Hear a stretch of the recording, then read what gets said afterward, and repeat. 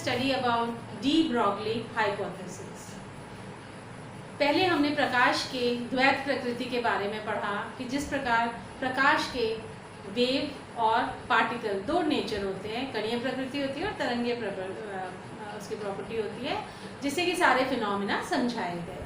उसी प्रकार de Broglie ने भी अपना 1924 में विचार रखा कि जो सूक्ष्म द्रव्य कण हैं जैसे इलेक्ट्रॉन, प्रोटॉन, न्यूट्रॉन, इनके भी द्वैत प्रकृति पाई जाती है। ये भी तरंग के रूप में भी होते हैं और कणीय इनकी प्रकृति भी होती है। उसको समझाने के लिए इन्होंने कहा, और इनको नोबेल प्राइज भी मिला 1929 में इस चीज़ के लिए। इन्होंने कहा कि अगर इलेक्ट्रॉन एक वेव के रूप में है तो उससे रिलेटेड क्या होगा, उससे रिलेटेड उसका लैम्डा और उसकी तरंगदैर्घ्य और आवृत्ति भी होगी। कोई भी अगर वेव है तो उससे रिलेटेड उसकी लैम्डा होगी और आवृत्ति होगी। तो हम दो इक्वेशन को पढ़ते हैं। जब डी ब्रॉगली इक्वेशन को हम सॉल्व करते हैं, उसका इक्वेशन देते हैं, तो हम दो इक्वेशन लिखते हैं, एक तो प्लैंक्स की इक्वेशन और एक आइंस्टीन की इक्वेशन। प्लैंक्स ने कहा E = h न्यू, आइंस्टीन ने कहा E = mc², जहाँ m मास है इलेक्ट्रॉन का, c उसकी वेलोसिटी है और यहाँ पर h प्लैंक्स कांस्टेंट है और न्यू उसकी आवृत्ति है। इन दोनों को अगर हम इक्वेट करते हैं तो h न्यू = mc²। अब यहाँ से अगर हम mc निकाल लें तो h न्यू बटा c हो जाएगा, और हमें पता है न्यू बटा c जो है आपका लैम्डा होता है, तो आपका h बाय लैम्डा इक्वेशन जो है आ जाती है। तो लैम्डा = क्या हो गया आपका h/mc या h/p। p क्या है आपका मोमेंटम है, इसको हम h/mv भी लिख सकते हैं। v क्या है आपका वेग है, इलेक्ट्रॉन की वेलोसिटी है, और कहीं हम उसको ये प्रकाश के लिए दिया गया था तो वहाँ पे c हम प्रकाश के लिए वेलोसिटी यूज करते हैं। अब ये h/p आ गया तो आपका मोमेंटम जो है वो किसके बराबर आ गया, h/लैम्डा के बराबर हो गया, यानी कि संवेग जो है वो इनवर्सली प्रोपोर्शनल टू लैम्डा है, या जो तरंगदैर्घ्य है वो इनवर्सली प्रोपोर्शनल टू आपकी p है संवेग के। अब आपको पता है संवेग क्या है, मास इनटू वेलोसिटी। तो यानी कि ये लैम्डा किसके ऊपर निर्भर कर रहा है, मास के ऊपर निर्भर कर रहा है। तो बच्चों हम लोगों की भी अगर हम भारी वस्तुओं की लैम्डा निकालें तो क्योंकि हमारा मास ज़्यादा है तो लैम्डा का मान बहुत कम हो जाएगा, इसलिए वो नेग्लिजिबल हो जाता है। पर क्योंकि ये जो आपके सूक्ष्म द्रव्य कण हैं इनका मास जो है बहुत कम होता है, इसलिए इनका लैम्डा की मान जो है वो पढ़ी जा सकती है, ज़्यादा मात्रा में होती है। इसको वेरीफाई करने के लिए डेविसन एंड जर्मन ने अपना एक्सपेरिमेंट किया, और वो जो एक्सपेरिमेंट उन्होंने 1927 में किया वो इलेक्ट्रॉन के डायफ्रैक्शन पैटर्न के ऊपर किया। उन्होंने कहा जिस प्रकार से एक्सरेज जो है जब किसी क्रिस्टल पर पड़ती हैं तो वो डायफ्रैक्ट हो जाती हैं, और उसके लिए ब्रैग्स ने जो इक्वेशन हमको दी हुई है 2d sin θ = n लैम्डा, वो उस रूप में ही डेविसन एंड जर्मन ने वहाँ पर हम प्रकाश को लेते हैं, लाइट को हम क्रिस्टल के ऊपर डालते हैं, यहाँ हम इलेक्ट्रॉन की बीम को क्रिस्टल के ऊपर डालेंगे, और ये पाया गया कि ये भी उसी तरह से डायफ्रैक्शन या विवर्तन शो करता है जैसे कि प्रकाश ने किया था। यानी कि जब ये विवर्तन शो कर रहा है तो इसकी प्रकृति वेव टाइप की होनी चाहिए। तो ये इस तरह से इन्होंने प्रायोगिक प्रमाण इसका वेव नेचर का दिया।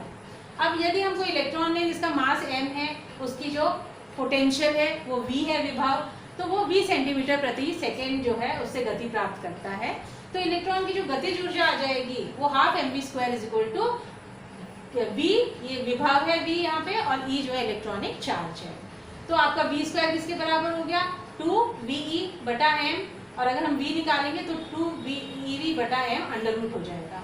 अब अगर हमारी जो डी ब्रॉगली इक्वेशन है लैम्डा = h/mv, इसके अंदर हम इस इक्वेशन को रख देंगे तो हमारा 150/v एंगस्ट्रॉम आ जाएगा, और अगर हम v को 100 वोल्ट रख रहे हैं तो हमारा लैम्डा जो है वो 1.226 एंगस्ट्रॉम आ जाता है।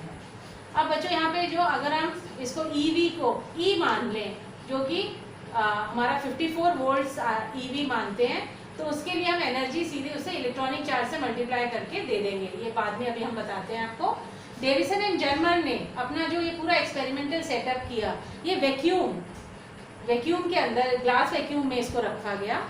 टंगस्टन फिलामेंट को जब हम हीट करते हैं तो वहाँ से एक इलेक्ट्रॉन बीम निकलती है, और उस इलेक्ट्रॉन बीम को जब कोई क्रिस्टल पर, निकल क्रिस्टल पर डाला गया, तो ये देखा गया कि वो डायफ्रैक्ट या रिफ्लेक्ट, विवर्तन या परावर्तन उसमें शो हुआ, और कितना मतलब उसकी तीव्रता आई, जो आपका विवर्तन हुआ उसकी तीव्रता कितनी आई, उसको मेजर करने के लिए वहाँ पर एक आयोनाइजेशन चैम्बर लगा रखा है, जो कि गैल्वेनोमीटर की मदद से इस तीव्रता को नापता है। अब अगर हम तीव्रता और अंडरवुड वोल्ट इनके बीच में जो हमने ग्राफ खींचा, तो हमारा ग्राफ इस प्रकार आया। अब बच्चों, इसमें सबसे इम्पॉर्टेंट चीज़ हम जो इस एक्सपेरिमेंट में बताना चाह रहे हैं वो ये है कि आप दो चीज़ वेरी कर रहे हो, एक तो वोल्टेज और एक एंगल थीटा। तो हम क्या करते हैं, पहले हमने एक एंगल लिया जैसे 50 डिग्रीज, उसको हमने कांस्टेंट मान लिया, इंसिडेंट रेडिएशन जो हमारी इलेक्ट्रॉन, और हम वोल्टेज को हमने 40 से 68 वोल्ट तक हम बढ़ाते गए। तो ये पाया कि जब हमने थीटा एंगल 50 डिग्रीज रखा था और हमारी वोल्टेज जब 54 वोल्ट्स आई, तो हमारा जो तीव्रता आई डायफ्रैक्टेड बीम की वो सबसे ज़्यादा आई, जो कि हमारे इस ग्राफ में हम दिखा रहे हैं कि हमको इंटरवल्स पे मैक्सिमा मिलता है, जो कि वर्णनात्मक परिवर्तन को दर्शाता है। तो अब आगे हम इस डेविसन एंड जर्मर एक्सपेरिमेंट के द्वारा जो डी ब्रोगली इक्वेशन है और जो ब्रैग्स इक्वेशन है, उन दोनों की जो वैल्यूज हैं उनको हम बताएंगे कि वो कंपेरेबल हैं। तो स्टूडेंट्स, हमने देखा था कि डेविसन एंड जर्मर ने अपने एक्सपेरिमेंट के द्वारा ये बताने की कोशिश की थी कि इलेक्ट्रॉन बीम जो है वो एक्सरेज की तरह, जैसे एक्सरेज में ब्रैग्स लॉ पढ़ते हैं, तो इलेक्ट्रॉन भी वेव प्रवृत्ति को दिखाता है और वो भी ब्रैग्स इक्वेशन को मानेगा। तो सबसे पहले हमने आपको बताया था कि जब हमने तीव्रता और अंडरवुड वी के बीच में ग्राफ खींचा था, तो हमको उच्चिष्ट मिले थे, और उन उच्चिष्टों पे हम जो है वो वी का मान निकाल सकते हैं कि कौन से वी के मान पे हमको उच्चिष्ट मिलते हैं। वो उच्चिष्ट जो है वो हमको कंस्ट्रक्टिव इंटरफेरेंस यानी कि संपोषी व्यतिकरण के बारे में बताता है। आपको पता है कि दो तरह के इंटरफेरेंस या व्यतिकरण होते हैं, कंस्ट्रक्टिव और डिस्ट्रक्टिव। कंस्ट्रक्टिव में उनका जो है फेज डिफरेंस वो सेम होता है, तो जो एम्पलीट्यूड होगा, जो आपकी तीव्रता होगी, वो एक तरह से बढ़ जाएगी। जबकि अगर डिस्ट्रक्टिव इंटरफेरेंस है तो उसमें वो अलग अलग फेज में होंगे और आपकी जो तीव्रता है वो डिक्रीज हो जाती है। तो बच्चों, क्योंकि हम इसको ब्रैग्स इक्वेशन से जोड़ रहे हैं, तो थोड़ा सा हमें ब्रैग्स इक्वेशन के बारे में भी पता होना चाहिए कि जब कोई रेडिएशन किसी क्रिस्टल के ऊपर डलती है, तो क्रिस्टल के जो एटम्स का अरेंजमेंट होता है, अगर हम दो लेयर्स के क्रिस्टल्स को ले रहे हैं तो उनकी जो दूरी है आपस में वो d है, और जैसे हमने पहले सोर्स से हमारी जो रे आ रही है वो इस पॉइंट पे आके रिफ्लेक्ट हो जाती है, दूसरी वेव आ रही है वो इस पॉइंट पे आके रिफ्लेक्ट होती है। तो ये जो आपका मान है, ये जो लाइंस हैं, ये तो बराबर हैं आपका, ये BC और AD ये बराबर है, और इधर आपकी GC और HF ये बराबर है। ठीक है, तो इसका मतलब ये जो सेकेंड वेव है, ये इतना जो डिस्टेंस है DE प्लस EF जो डिस्टेंस है इसका, उसको जो है वो ज़्यादा ट्रैवल कर रही है। दूसरी रेडिएशन जो है कितना ज़्यादा ट्रैवल कर रही है पहली रेडिएशन से, DE प्लस EF, और ये जो DE प्लस EF है यही हमारा, इसको हम पाथ डिफरेंस बोलते हैं। तो पाथ डिफरेंस जो है उसका मान हो गया D प्लस EF, और इसका मान n लैम्डा के बराबर लेते हैं। कैसे? क्योंकि अगर ये हम एक ही वेव ले रहे हैं, अगर n सपोज हम 1 ले रहे हैं, तो हमारी एक जो है ये लैम्डा के बराबर होती है। हमको पता है कि ये जो ऊपर और नीचे मैक्सिमा दिखाते हैं ये एक वेव के बराबर होती है, यानी कि 1 लैम्डा के बराबर होती है। पर अगर हमारा इंटीजर हम 2 लेते हैं तो ये 2 में भी ये उसी फेज में रहेंगी, 3 लेंगे तब भी ये फेज में रहेगी। तो हम मानते हैं कि ब्रैग्स इक्वेशन कहती है कि पाथ डिफरेंस जो है वो n लैम्डा के बराबर होती है, जहाँ n जो है वो इंटीजर वैल्यू है। तो बच्चों, अब जो है हम अपने वापस से डेविसन एंड जर्मर एक्सपेरिमेंट पे आ जाएं, और हम इसमें देखेंगे कि एक तो ब्रैग्स इक्वेशन से हम वैल्यू निकालेंगे लैम्डा की, और एक हम अपनी डी ब्रोगली इक्वेशन से लैम्डा का मान निकालेंगे, और ये देखा गया कि वो दोनों जो है लगभग बराबर आए। तो अगर हम ब्रैग्स की इक्वेशन लेते हैं तो हमें पता है कि ये जो हमारा अभी हमने डेविसन एंड जर्मर एक्सपेरिमेंट में देखा कि हम जब उसको घुमाते हैं, डायफ्रैक्ट करते हैं बीम को, तो मैक्सिमम इंटेंसिटी कब मिली थी? जब हमारा 50 डिग्री एंगल था। तो ये 50 डिग्री एंगल तो ये बताता है, पर जो हमारा थीटा एंगल है हम उसको कौन से को मानते हैं? जो इलेक्ट्रॉन बीम आपके क्रिस्टल के ऊपर डल रही है, यहाँ पे हम निकल क्रिस्टल ले रहे हैं, तो ये जो बीम किस एंगल से क्रिस्टल के ऊपर जो है एंगल बना रही है वो आपका थीटा एंगल है। तो अगर ये 50 है तो ये 65 डिग्रीज हो जाएंगे। तो आपका lambda is equal to 2d sine theta, 2 into 0.91 क्या है d, इन दोनों के बीच की जो स्पेसिंग है वो कितनी है 0.91 एंगस्ट्रॉम, और आपका साइन 65 हो जाएगा, उसका मान है 0.9063, तो इसका मान आ जाता है 1.65 एंगस्ट्रॉम। अब अगर हम इसको अपनी डी ब्रॉगली इक्वेशन में पुट करेंगे तो वहाँ पे क्या आ जाएगा, lambda is equal to h upon p, p को हम क्या मान सकते हैं 2 इंटू m इंटू e।